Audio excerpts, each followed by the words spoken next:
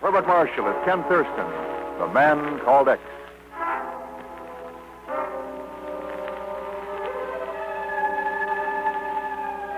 Space and time can play funny tricks with a man. For instance, 6 weeks ago, an American flying boat was en route from Singapore to Manila. Over the South China Sea, 1,000 miles from nowhere, someone entered the pilot's compartment.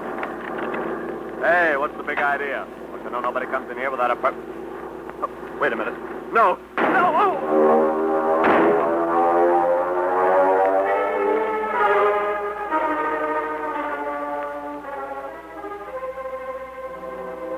That plane was never heard from again. But 6 weeks later, on 1,500 miles away, on a dirty side street in Saigon, in French Indochina, two men stood looking at the body of a third. Mon Dieu, it is Professor Gibbons. But this is incredible. I do not understand, Inspector Abbe. Jean, this man you see lying there died 6 weeks ago. But this is not possible, Monsieur l'Inspecteur. His body is still warm. Nevertheless, Jean, it must be so. I know him. He is American. And he was on board the plane that disappeared at sea 6 weeks ago.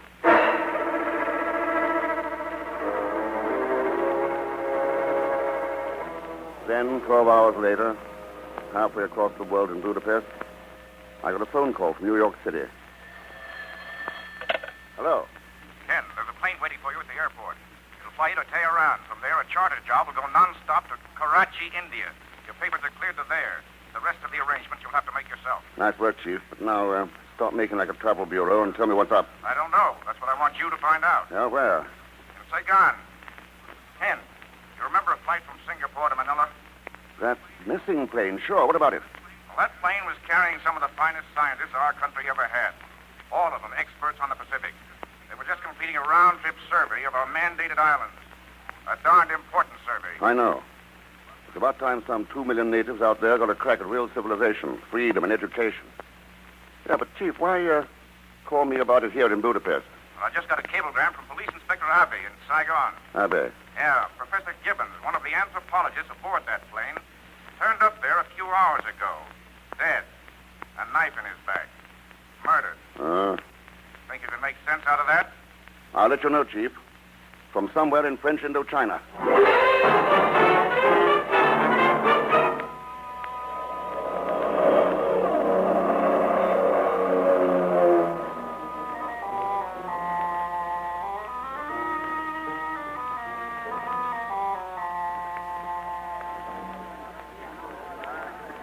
Pardon, Monsieur Thurston.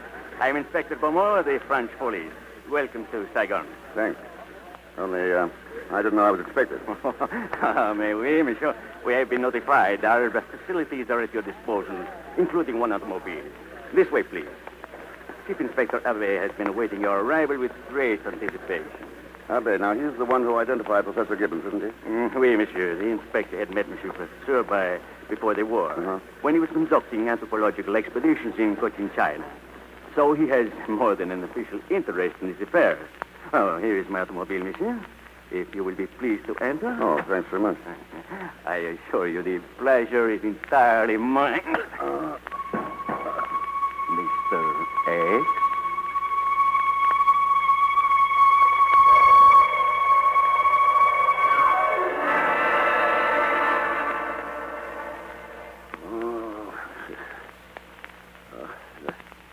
I see you're coming round, Mr. Thurston. Oh, thanks for telling me. What goes? You're in the back room of Le Cher Noir, a native cafe here in Saigon. I'm Arlene Nelson. I've just cut the ropes around your wrists and ankles. We'll go into the cafe as soon as you're ready. Short, sweet, and to the point. That's the way I like things to be. Beaumont liked them that way, too. You grow your police inspectors pretty rugged out here. That was a gag, Mr. Thurston. Yes. He's not with the police. He owns this place. Lucky for you, I saw his boys carry you in here. Well, what's his interest in me? And yours? The mutual interest of the three of us. The throne of Tayh. Huh? I think we can beat him to it if we work together, Mr. Thurston. Tayh. 2 questions, Miss Irene. Shoot. What makes you think I'm interested in this throne? And if I am, why should I string along with you? 2 heads are better than one, Ken. Besides, you're smarter than Professor Gibbons was. Smart enough to know what to choose when it's between $2 million and death.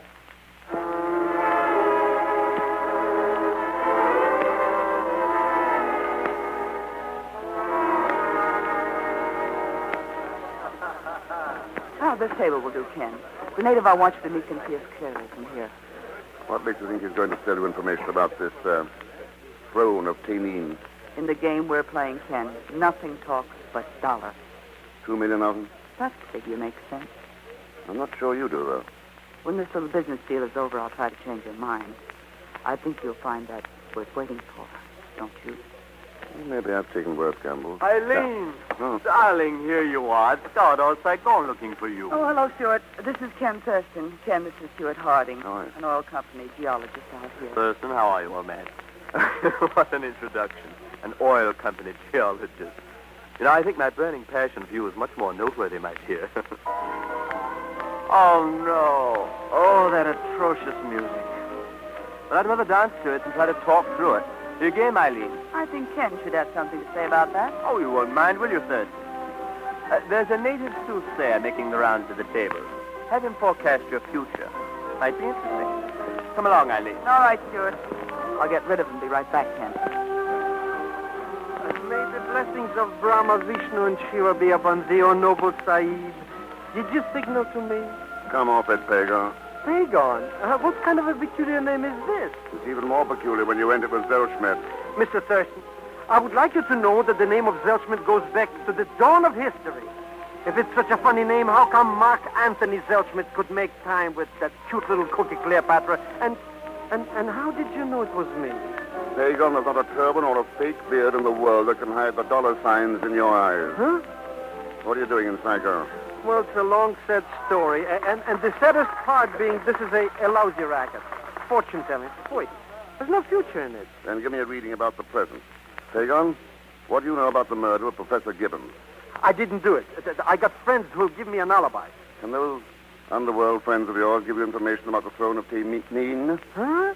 Or its connection with Professor Gibbons and a missing plane over the South China Sea? Mr. Thurston, I haven't heard from nothing but drones, missing planes, or murders. Okay. But something connects the three, and Pagan, take a look at that table to the left. At the table to the... Mr. Thurston, I don't think that native over there likes us. Look how he's glaring. Friend of yours? Don't be funny, he's a dacoit. And you know what a dacoit is? Yes. That's coach in China for torpedo. And torpedoes kill people, and I don't like the way he's looking at us. Mr. Thurston, someone turn out the light. Curse of Shiva, we'll find thee. Look out, Pagan. Death to the unbeliever! Mr. Thurston, what happened? Why doesn't somebody turn on the light? Why doesn't somebody turn on the light? You'd only open your eyes, Pagan. You'd see that somebody has. If I'd opened my... Oh, you're right. The lights are back on. What was the big idea of setting the table over me? Take a look at my chair. That knife right through the back of it. The dacoit did it. Could be. And it could have been someone else. It could have been Ken, but it wasn't. You sound pretty sure, Eileen. I am. I saw that dacoit before the lights went out. He was the man who was going to tell us the information. Apparently changed his mind. Yes, and so have I. Our partnership is dissolved, Ken. Oh? Why this sudden change of heart? If the dacoit wanted to play that rough, he must have known you were working for the other side. So from here on in, it's no holds barred, Mr. X.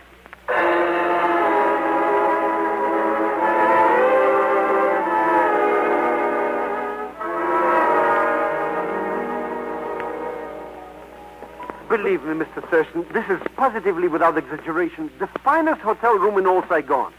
You don't know how lucky you are. I found it for you. For $20, I didn't need that kind of luck. That attitude shows you just don't understand the foreign exchange. Figuring the rates of international interest and... Save your breath, Pagan. The hotel clerk told me you only gave him $5 for the room. He did, eh? Uh-huh. Well, of course. You wouldn't take the word of that thieving, no good racketeering hotel clerk against mine, would you? Sure. Oh. You can stop right there, Thurston. Well, our impassioned oil geologist. Oh, howdy. That's right, Thurston. Glad you remember me. I never forget a face behind a gun. I'm going to make this short and sweet. Stay away from Eileen. What's the matter, jealous? Not of you, Thurston. The throne of Tayh. You understand? No. Well, then I'll make it clear. For centuries, men have killed for the jewels in that throne. I'm not going to let you lead Eileen to her death, too. She's harder to try to be led around, Hardy. Or hadn't you noticed? I know. She inherited more than Thor's thunder from her father. Thor's thunder? Yes, the schooner she has down at the docks. The one he used when he was a freebooting pirate. I'm not going to let her wind up the way he did. Why not talk it over with her instead of... All right, let me have that gun. Let go of my arm, Thurston. Let go. Sure, as soon as you drop it. Oh! All right. Get it, Pickle. As good as got. Okay, Hardy. Now let's get some things straight. I don't like guns being waved in my face. I guess I have acted like a fool, Thurston. I'm sorry. How can I apologize? By answering some questions, fast. What's the throne of Tayh? And what do you know about Professor Gibbons' connection with it? I thought you knew. The throne is a fabulous legend in Cochin, China. It had been lost for centuries, and Professor Gibbons claimed to have found it just before the war broke out. Go on. Well, as thrones go, it was a comparatively small affair, easy for him to hide away when he left Saigon just before the Japanese invaded. I see. So now it's just sitting somewhere waiting for someone to find it. And the $2 million worth of jewels encrusted on it. Eileen thinks she can find it? Yes, but she doesn't stand a chance. Not with Beaumont, the dacoit who almost knifed you, and the other murderers and cutthroats who are trying to find it too. You're not helping her by shoving guns into people's faces, Hardy. I know. I must have been out of my mind. But Thurston, I'd do anything in this world to keep her out of trouble over that throne. Then relax and let me take over. I'll do my best to keep everyone out of trouble, including me.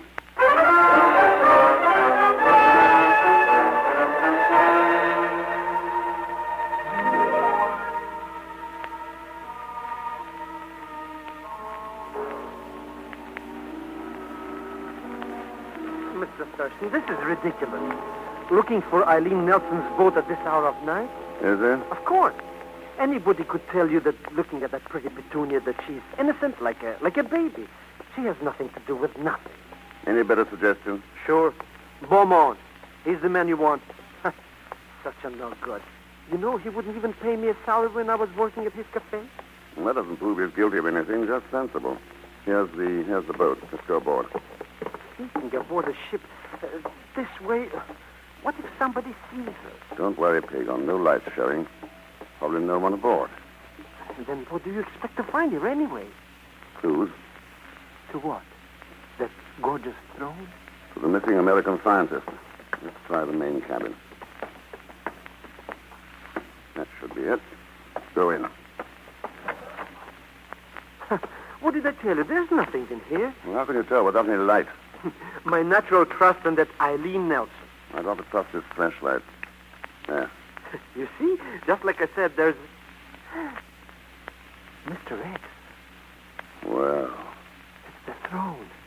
That's the throne of Tayh. yeah, all $2 million worth. Sitting right in the middle of the cabin aboard Eileen's schooner. Now, where's your natural trust in her? I won't believe it. Beaumont fooled her.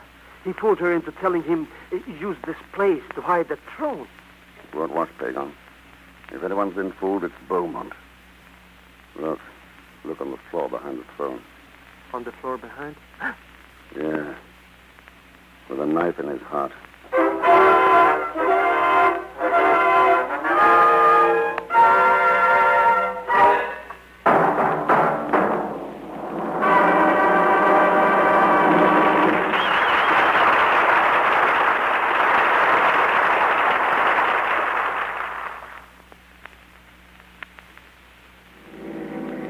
This is an unfortunate affair, Monsieur Thurston. Very unfortunate indeed.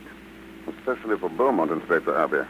If you had only come directly to me upon your arrival in Saigon... Well, that was the general idea. Only Beaumont and Eileen Nelson put a crimp into it. Yes, so you have told me. But I fail to see the connection between them and the throne of Tayh with your original mission here. I don't see it either, but maybe I can guess. Guesswork is not considered good police practice, monsieur.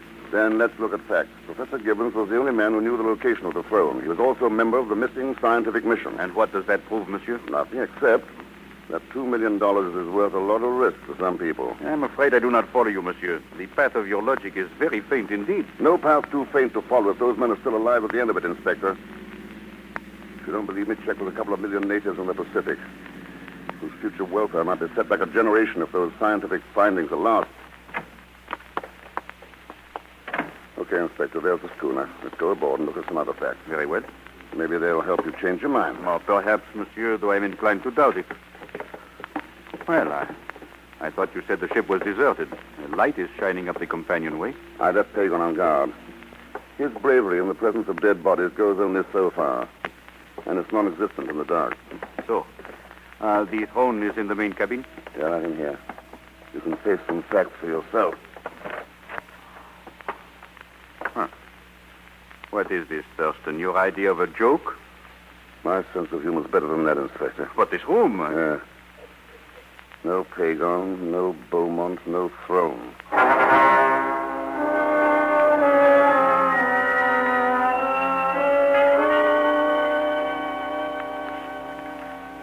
You have there our entire file on the case of Professor Gibbons, Monsieur Thurston. We investigated everything, even the earth found on his shoes and clothing. Is this your laboratory's analysis of that earth? Oui, Monsieur, but... Mostly silica, high alkaline rating, 85 pH.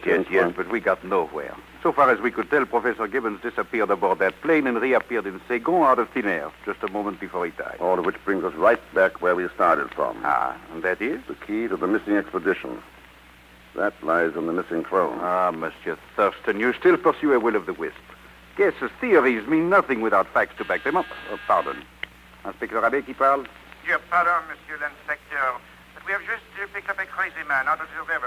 So, where is he? Right here in the other office. He keeps raving, muttering something about an Uncle Ahmed, a very peculiar case, monsieur. What shall we do with him? Let me handle that one, Inspector. An old maniac friend of mine. Oh, but of course, if you wish. See you later, Inspector. Good night, Monsieur.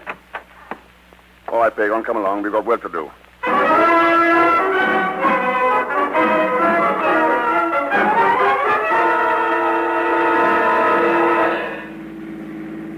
And that's what happened, Mr. X. It was stuffy in that cabin. I went up on the deck for a breath of fresh air. And somebody did what I've often been tempted to do. Huh? Conked you over the head. Mr. Thurston. Well, anyways, the next thing I knew, I'm making like a fish in a river. I never want to see boats in water again. That'll make it kind of tough for you. You're going back to the docks right now. Huh? I want you to hire a speedboat, Pagon, with a cruising range of at least 60 miles. What are we going to do? I'll let you know as soon as I see a geologist. And find out what silicon 85, pH 10.5 really means.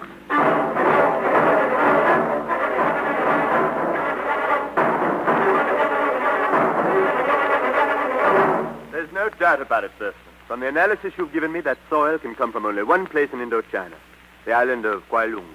Kwai Lung? Where's that, Hardy? It's a volcanic upthrust some 20 miles down the coast. Geologically speaking, it's a beautiful specimen, but unfortunately, it can't be examined. Why not?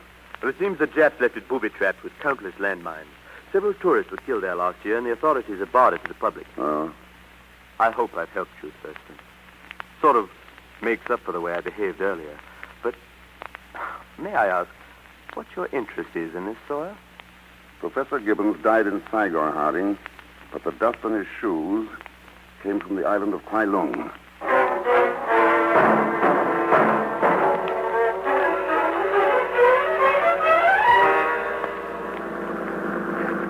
Some steamboat, eh, Mr. Thurston? He handles like a charm, Pagon. Where'd you get it? What does it matter? And Zellschmidt always knows where to get luxury items. With other people's money, huh? Which is besides the point. I got you the boat. We're going out to that one Long Island. Kwai Lung. Whatever it is, and we're both happy. Except me. Oh? You don't tell me things. Why did you have to see this Harding to get the dope on the island? The police geometrist told you the same thing, given it while I was with you. Just double-checking. On report? No, on Hardy. What a suspicious character. I bet you suspect everybody. Even me. Especially you. Thank you. This is the speedboat to Eileen Nelson's yacht, isn't it? Speedboat to... well, of all the ridiculous... I never heard... How did you know? So she's standing right behind you. Don't be silly. How could she? I left her in the docks after that. Miss Nelson, you triple-crossed me, and please put down that gun. Let that be a lesson to you, Pagon. Never trust a woman. Never trust the Zellschmidt, Eileen. Well, now what? Now that I've learned where you're going and where the throne is, I'm taking over. Any arguments? Oh, no. Just a word of advice. Watch out for this wheel. It pulls a little to port. Oh, you fool! We're heeling way over. Let's have that gun, Eileen. A pretty smart trick, Ken. Drop that thing or I'll have to take it away from you. No. No, Ken. You don't have to take it away from me. I'll drop it. Don't worry about a thing, Mr. X. I have the wheel. We're back on course again. Good work, Pagon. Are we back on course again? Hmm? What's that supposed to mean? You're still holding me. And you know I like it. quite a change of pace, Eileen. It's not really, Ken. Remember last night at Le Chanois? Remember what I said about a certain moment being worth waiting for? Well, Maybe we won't have much longer to wait now. let's talk about that when this is all over. No, don't waste precious time, Ken. What? There's a seaplane flying overhead, following the same course. And if it's flying where I think it is, you and I may never leave the island of Kwai Lung alive.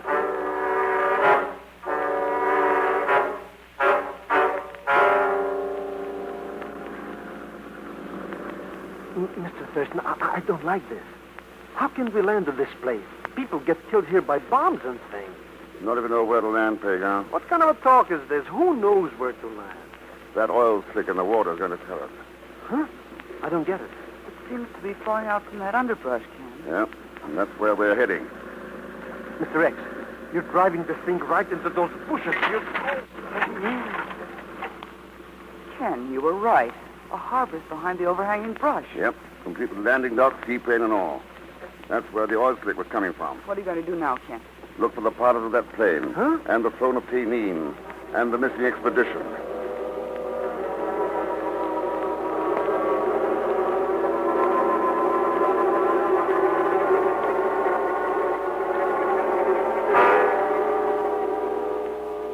Ken, was it smart to leave Pagan alone on the dock? No, it would have been smarter to leave you there, too. Not for me, it wouldn't. Don't trust me? I trust no one where $2 million are concerned. Huh?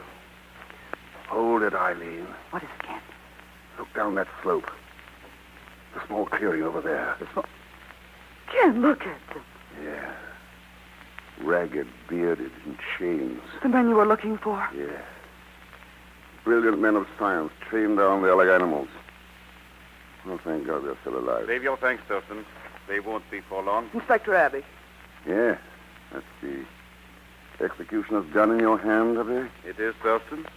I've had it ready, waiting for you. But you disappoint me. You do not seem the least surprised at my being here. Why should I be? Your own geologist knew that the soil on Gibbons' shoes came from here, but you made no attempt to investigate. Ken. Sure. He knew Gibbons had hidden the throne, and when he learned Gibbons was off on that scientific mission, he decided to go after it. Quite right, Thurston. It was simple to board that plane at Singapore with my police credentials. Even more simple to dispose of the crew and fly the plane here to Kwai Lung. Only Gibbons proved stubborn, didn't he, Abbey? He wouldn't tell you where the throne was hidden, and when he escaped from here and made his way to Saigon, you caught up with him and killed him. All right, Abbey. Ken, no. Stand back. Your time will come soon enough. Yeah, like Beaumont's. What happened there, Eileen?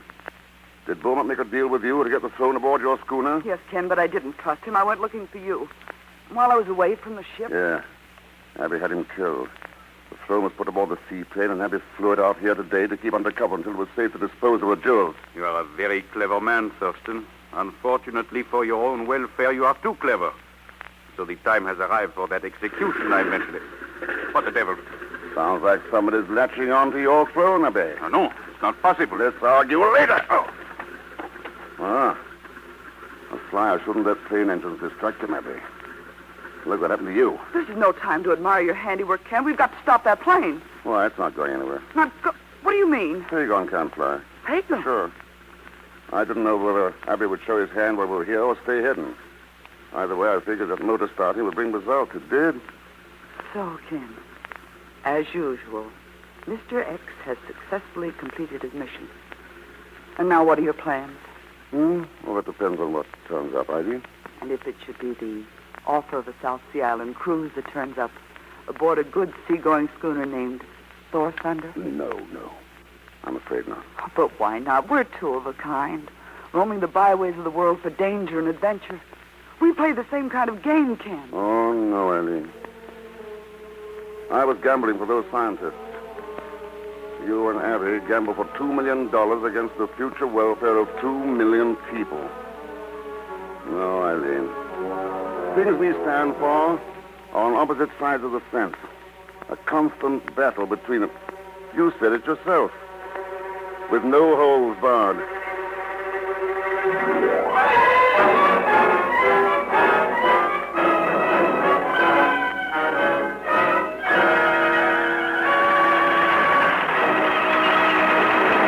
I return at the Man Called X. Good night.